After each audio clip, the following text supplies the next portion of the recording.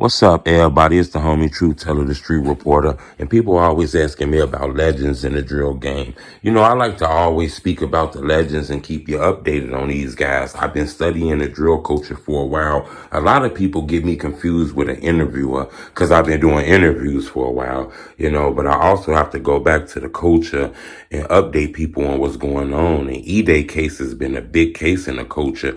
In my opinion, he one of the founding fathers, if you ask me. A lot of people tell me that Edai and FBGDuck and like Billionaire Black really created the culture. You know, Pac-Man might have started the culture, but a lot of people told me Keith just benefited from what Edai and FBGDuck was doing. I can't stamp that, but that's what a lot of people tell me. You know, Team 600, that's a strong presence in the city of Chicago.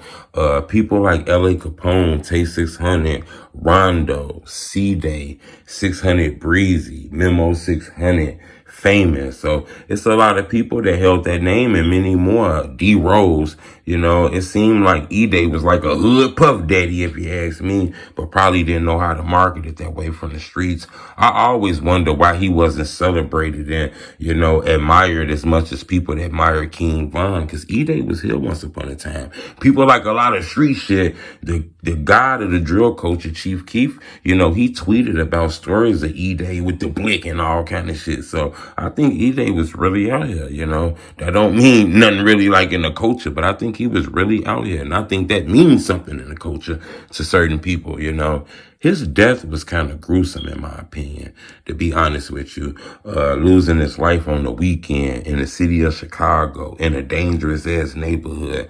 All three of those things led me to believe that Edai must have knew about this area. He must have stayed around there, knew somebody around there, because he been in the drill game too long to not know that those were three bad combinations, you know. I think he knew that, so it must have been a reason he was there. And Breezy did interviews and told stories that Edai still living in the neighborhood and shit like that with all that fame, you know. So anything could have happened. This case is still cold. It's unsolved. A lot of people ask about that, you know. In my opinion, Edai case kind of remind me somewhat case of Duck case. Not saying, you know, he was in a Gold Coast or outside in a nice community. You know, the fact that he was ambushed, he was outside.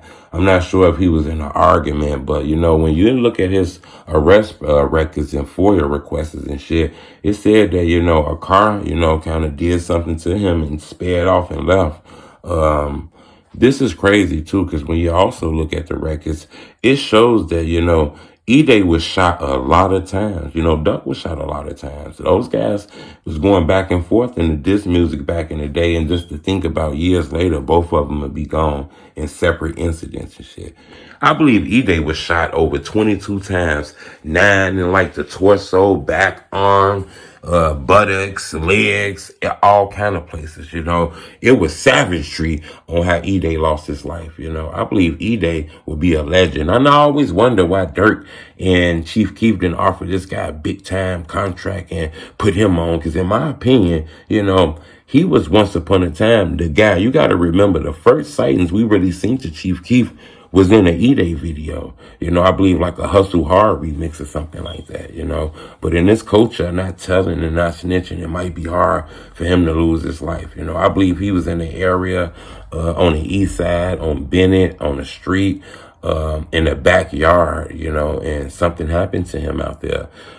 His case is still cold. Nobody has been arrested for his case. There's been nobody caught for this. It's crazy, too, because his brother, C-Day, is actually locked up and convicted over a murder case. And he was a big supporter of C-Day. And now that he's not here, it's kind of crazy, you know. I never understood the backlash Edai got. I think it's when he started battling the younger generation and like the Tay 600.